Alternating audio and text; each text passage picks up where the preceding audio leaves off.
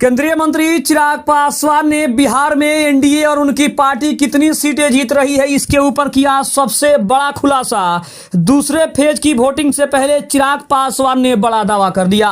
नमस्कार, मैं हूं संजीव और आप देख रहे हैं आप तक न्यूज। अगर आप हमारे चैनल पर नए हैं तो चैनल को जरूर सब्सक्राइब कर लें। केंद्रीय मंत्री चिराग पासवान ने अमित शाह के बयान का समर्थन किया है जिसमें उन्होंने कहा कि एनडीए 160 से अधिक सीटें जीतकर सरकार बनाने जा रही है।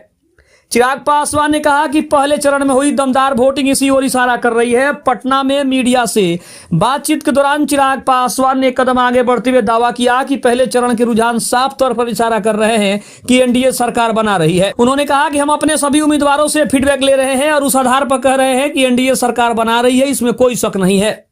चिराग पासवान ने दावा किया कि एनडीए बिहार में 175 से अधिक सीटें जीतकर सरकार बनाएगी। उनका कहना है कि मेरा यह मानना है कि दूसरे चरण के मतदान के बाद अगर हम 2010 के रिकॉर्ड को ही पार कर जाएं तो भी कोई इसमें आश्चर्य करने वाली बात नहीं है। उन्होंने पीएम मोदी बिहार के लोगों से प्रेम करते हैं इस बारे में बात की है और साथ ही साथ उन्होंने ये भी कहा है कि अगर वो बार बार बिहार आ रहे हैं तो इससे प्रदेशवासियों को सौगातें भी पीएम नरेंद्र मोदी और केंद्र सरकार की तरफ से मिल रही है। वहीं राहुल गांधी के वोट चोरी के आरोप पर भी चिराग पासवान ने कहा है कि ये उनका अपना एजेंडा है। इतनी वोटिंग करने के बाद लोगों ने ये साफ बता दिया है कि बिहार की जनता के दिलों में क्या है। अगर लोग एसआईआर के खिलाफ होते तो इतनी वोटिंग नहीं होती, जो कि आज तक के बिहार के चुनाव के इतिहास में एक बड़ा रिकॉर्ड है जो आज तक नहीं बना है। अगर ऐसा हुआ है तो इसका मतलब यह है कि एसआईआर से लोगों को कोई दिक्कत नहीं है, कोई समस्या नहीं है। यह सिर्फ कांग्रेस और महागठबंधन का बड़ा एजेंडा है। साथ ही साथ चिराग पासवान का मानना है कि उनकी पार्टी 29 सीटों में से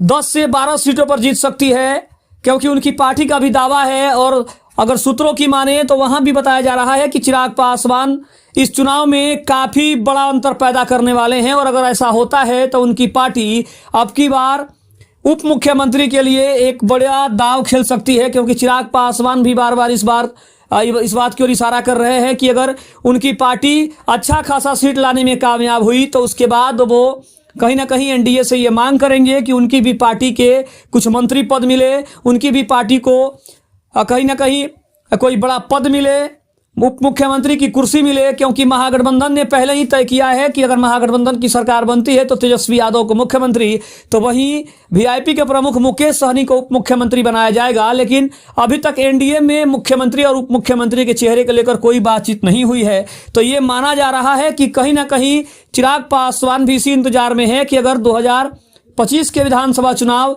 जो कि दूसरे चरण का मतदान होने वाला है 11 नवंबर को, और 14 नवंबर को जब इसका रिजल्ट आएगा और एनडीए के हिस्से में एक बार फिर से सरकार बनाने की जिम्मेदारी आती है, उसमें चिराग पासवान की पार्टी अगर अच्छा करती है तो कहीं ना कहीं चिराग पासवान भी एक बड़ा डिमांड रखेंगे, ऐसी संभावना जताई जा रही है। लेकिन चिराग पासवान को भरोसा है कि 175 से अधिक सीटें एनडीए जीतकर एक बार फिर से सरकार बनाने जा रहा है। खबर कैसी लगी कमेंट में जरूर बताइएगा। तब तक के लिए धन्यवाद। जय हिंद, जय भारत।